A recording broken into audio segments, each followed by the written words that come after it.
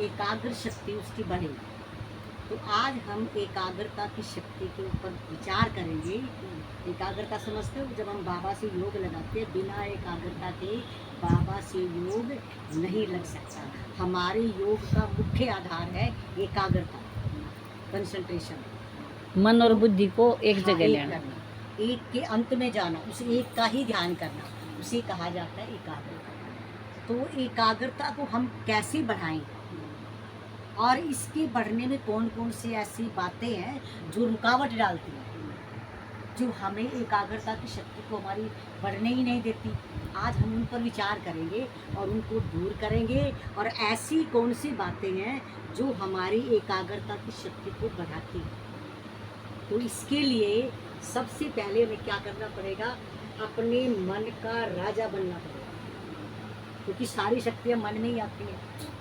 अब मन को जैसे आप समझाओगे, आपका मन आपकी बात कब मानेगा, जब आप इसके मालिक बनोगे। अगर इसका दास बनोगे तो आप इससे डरते रहोगे, ये जैसे मर्जी आपको चलाता रहेगा। तो सबसे पहला काम क्या करना, हमने अपने मन का राजा बनना है, अपने मन का मालिक बनना है, और फिर इसको समझाना है, और पहले उसकी चेकिंग करनी है। आप ये देखो कि हमारा मन, जब हम बाबा से योग लगाते हैं, मुरली सुनते हैं, या हम एकाग्रता में बैठने की कोशिश करते हैं, तो मन कहाँ कहाँ जाता है। ये चेक करो कि हमारा मन कहाँ जा रहा है। तो जब चेक किया ना, ये पता चला कि एक मनुष्य का मन जो है वो 3 बातों में जाता है। 3 बातों में कैसे जाता है? एक जाता है व्यर्थ में, कभी पिछले बातों में जीने लगते हैं, मेरे साथ ये हुआ था, ये हुआ था, हाय बाबा ये क्या कर दिया, ये क्या। उसमें आप भूतकाल में जी रहे हो, कभी भविष्य की चिंता, मैं नहीं रही तो मेरा क्या होगा, ये होगा, पता नहीं क्या क्या, मतलब ऐसी ऐसी बातों में मन जाता है। दूसरी बात जाता है इच्छाओं में, बाबा बस इतना दिला दे, ये कर दे बाबा, फिर करूँगी, फिर मज़ा आ जाएगा। ये यानी कि बाबा के सामने लिस्ट रखते हैं इच्छाएं, और हाँ इच्छा। और तीसरा जाता है संबंधों में। 3 बातें पता चल गई। अब हम ये देखेंगे कि ये मन जाता कैसे कैसे है। व्यर्थ में तो मैंने आपको बताया, कभी भूतकाल का चिंतन करता है, कभी उसका चिंतन करता है। तो फिर मन को व्यर्थ से बचाएं कैसे। अब प्रश्न ये पैदा होता है ना कि मन जब व्यर्थ में जाता है तो उसको कैसे पकड़ के लाएं, उसको ऐसा क्या करें कि मन जाए ही ना व्यर्थ में। तो बाबा हर रोज़ हमें मसाला देता है, हर रोज़ हमें विधि बताता है कि बच्चे, जो मैं बताता हूँ ना, जो मैं मुरली सुनाता हूँ, आप उसका चिंतन और मनन करो। जब आप मन को, मुरली की पॉइंट आप बाबा की याद करो, तो मन व्यर्थ में जाएगा ही। मन को भोजन चाहिए। आपका मन जा रहा है, अरे मेरे साथ ये हुआ था, दूसरे साथ ये करा था, वो करा, अरे बाबा ने आज क्या कहा है, उसको देखो ना, उस पर विचार करो कि बाबा ने तो मेरे लिए कहा है ये बात। अरे मन तू कहाँ जा रहा है, मन का राजा हो ना, उसको बुलाओ कि नहीं नहीं वहाँ नहीं जाना, वहाँ तो सिवाय आपका नुकसान होगा। जो बाबा ने कहा है उसकी बात का आप चिंतन करो, ये विचार करो बाबा ने हमें क्या कहा है, तो इससे आपका जो व्यर्थ है वो समर्थ में बदल जाए। क्लियर, समझ आई बात। अब दूसरी बात क्या है, मन इच्छाएं करता है, बाबा ये हो जाए, मेरा मकान बन जाए, मेरा बच्चा लग जाए, मेरा शरीर ठीक हो, पता नहीं क्या क्या हम बाबा को बोलते हैं। तो बाबा ने कहा आप ये, फिर इस मन को इच्छाओं से कैसे मुंह मोड़े इसका, क्योंकि आप मन के राजा हो, आपकी बात तो मानेगा मन। जब ये इच्छाओं में जाता है ना, तो उसको पकड़ के लाओ, उसको कहो ऐ मेरे मन तू कहाँ फंस गया, ये सारी इच्छाएं तो नाशवान है, तो सब खत्म हो जानी है। आप ऐसी इच्छाएं करना जो बाबा ने खजाने दिए हैं, बाबा ने तो तेरे को माला माल कर रखा है। आप वो प्राप्तियों को देख, तो ये इच्छाएं तो फीकी लगेंगी। भरपूरता, यानी कि भरपूरता का अनुभव करो आप, क्योंकि बाबा ने कहा ना कि ब्राह्मणों के खजाने में कोई भी अप्राप्त वस्तु नहीं है। तो फिर इच्छाएं क्यों करते हो? क्या इनमें फंसना अच्छा है? मन को ऐसे समझाओ कि ये जो सांसारिक इच्छाएं हैं ये तो फंसाएंगी उल्टा, ये तो खत्म हो जाएंगी सारी।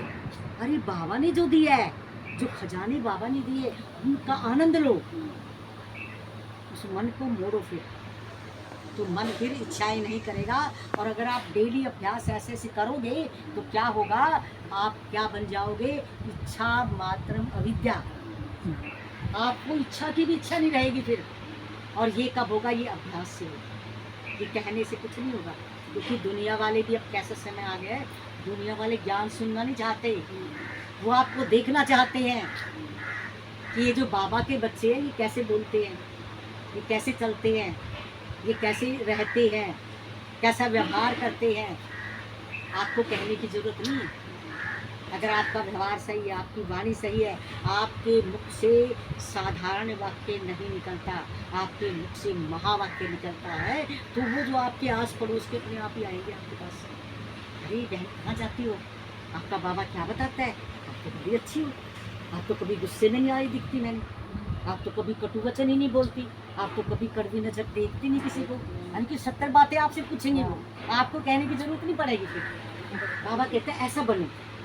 तो मन को इच्छाओं से मोड़ो, मन को बाबा से जो प्राप्तियां होंगी उस मन के सामने रखो कि ऐ मेरे मन, तू ही फालतू की इच्छाएं मत कर, समय आ गई बाबा से जो प्राप्तियां हुई उसकी तरफ मोड़ो। और तीसरा मन कैसे जाता है, संबंधों में। संबंधों में कैसे जाता है, आप मुरली सुन रहे हो ना, आपके पास फोन आ जाता है, आपका जो निकट संबंधी है, आपका कोई बेटा है, बहू है, पोता है, कोई भी है, उसकी तबीयत खराब हो गई अचानक, तो आप क्या करोगे, या तो छोड़कर भागोगे मुरली, क्योंकि वो संबंध खींच रहा है आपको, वो संबंध आपके मन को खींच रहा है। अगर आप गए हुए हो उधर मधुबन में और वहाँ पर फ़ोन आ गया कि आपकी उसकी तबीयत खराब है और आप भट्टी करने गए हो, तो आप ईमानदारी से बताओ क्या आपका भट्टी में मन लगेगा, क्योंकि मन को खींच रही है वो संबंध मन को खींच रहा है, वो आपको सुनने नहीं देगा। कि मनुष्य का मन जाता है, तो अगर आप उसके राजा हो गए तो क्या करोगे, है मेरे मन मेरी बात सुन ध्यान से, अरे सारे संबंध तो सर्वशक्तिवान के साथ है, मेरा तो सब कुछ वो है, तो शांति से बैठा रहे और जो बाबा की बातें वो सुन, और वो जो बाबा करेगा ठीक करेगा, उसकी तबीयत ठीक हो जाएगी, आपका मन शांत होगा। और ये कैसे होगा, ये अभ्यास से होगा, प्रैक्टिस से होगा, ये इतना कच्चा नहीं बन जाता है। तो 3 बातें बताई, मन कहाँ कहाँ जाता है, एक मन जाता है व्यर्थ में, याद रखना, मन कहाँ जाता है व्यर्थ में, योग नहीं लगने देता, एक इच्छाओं में बैठे हैं, व्यर्थ की बातें चिंतन करना शुरू कर देता है मन। तो फिर आपने क्या करना है, मन को व्यर्थ से कैसे बचाना है, आप बताओ ना मुझे। उल्टा लेना, हाँ, उल्टा ला करके कहाँ करना है, फिर उसको कहाँ बाबा के लगाना है? हाँ, बाबा की मुरली के पॉइंट का चिंतन करना। देखो, सुनने का सुनाने का फायदा तब है जब आपको याद रहे और वो आप करके देखो, फिर तो होगा लाभ। मेरे इस बताने का भी आपके सुनने का। जब आपका मन व्यर्थ में जाए, वो याद रखो कि बाबा ने हमें या बैठ के क्या बताया था कि मुरली की पॉइंट, एक पॉइंट तो याद रहता ही होगा, सारे नहीं याद रहते, एक याद हो कुछ तो रहता है। आप विचार करो, अरे बाबा ने क्या कहा था, अरे बाबा ने तो मेरे लिए कही थी ये बात। अब आज कहा ना कि चेक करो अपनी कितनी भूलें करते हो, बाबा ने कहा ना। और फिर दूसरा इच्छाओं में, जब आपका मन इच्छाओं में जाए तो फिर आप क्या करो, बताओ जरा, अभी तो बताओ। हाँ, फिर क्या करें, बाबा से जो प्राप्तियां हुई है उनमें मन को लगाओ।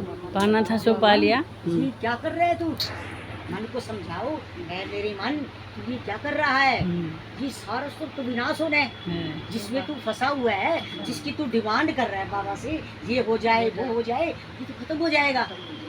और तू ऐसी चीज के पीछे क्यों नहीं लगता जो खत्म ही ना होगी, तो तेरे साथ ही जाएगी।